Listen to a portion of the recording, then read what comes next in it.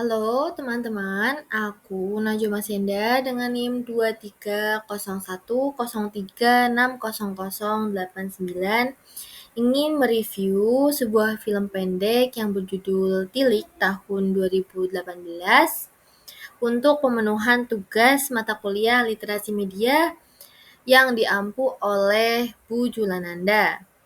Oke, pertama-tama, film Tilik ini sendiri itu disutradarai oleh Wahyu Agung Prasetyo dan diproduksi oleh Rafakana Film, di mana Rafakana Film ini juga bekerja sama dengan Dinas Kebudayaan Sosial di Daerah Istimewa Yogyakarta. Nah, film Tilik ini berasal dari bahasa Jawa, yang dimana tilik itu berarti menjenguk atau menengok orang yang sedang sakit. Nah, film ini berlatar belakang dengan segerombolan ibu-ibu yang sedang dalam perjalanan tilik menggunakan truk. Nah, di situ tuh ada karakter yang bernama Ibu Tejo. Ibu Tejo ini adalah karakter yang ibu-ibu banget. Beliau itu suka gosip, nyinyir, dan ya bicara tentang negatifnya orang-orang seperti itu. Nah, di sini itu topik pembahasannya Bu Tejo itu gosipnya Bu Tejo itu adalah seseorang gadis yang bernama Dian, di mana Dian ini itu bisa disebut kebang desa lah di desanya itu. Nah, di sepanjang jalan itu, Bu Tejo selalu membicarakan tentang keburukannya Dian. Nah, Bu Tejo itu ngomongnya beliau itu dapat infonya itu dari sosmed.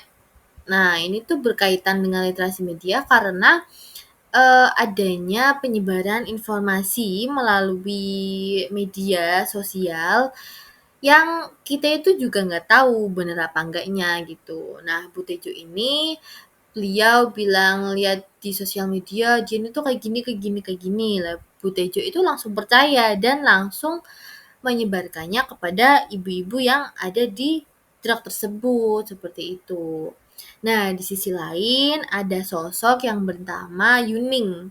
Nah, Yuning ini itu dia itu cukup dekat ya sama Dian. Nah, beliau itu juga uh, bilang kepada ibu-ibu, ibu-ibu tuh jangan cepat percaya kan berita-berita kayak gini. Kita juga nggak tahu benar apa enggaknya seperti itu.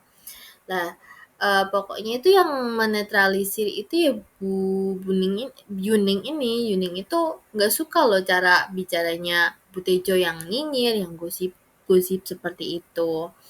Nah, walaupun pada endingnya itu Bu Tejo ini gosipannya Bu Tejo itu benar, tapi nggak membenarkan cara ngomongnya Bu Tejo ini sendiri seperti itu.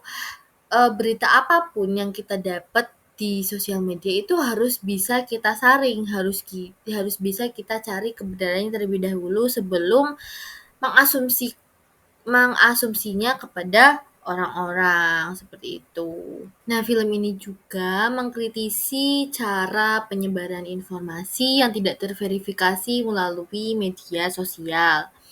Nah, meskipun gosip yang disebarkan oleh Bu Tejo ini itu memiliki dasar kebenaran, film ini tuh menekankan bahwa metode penyampaian berita yang sembarangan atau berita itu tuh tanpa adanya verifikasi faktual itu tetap beresiko menimbulkan kesalahpahaman dan konflik.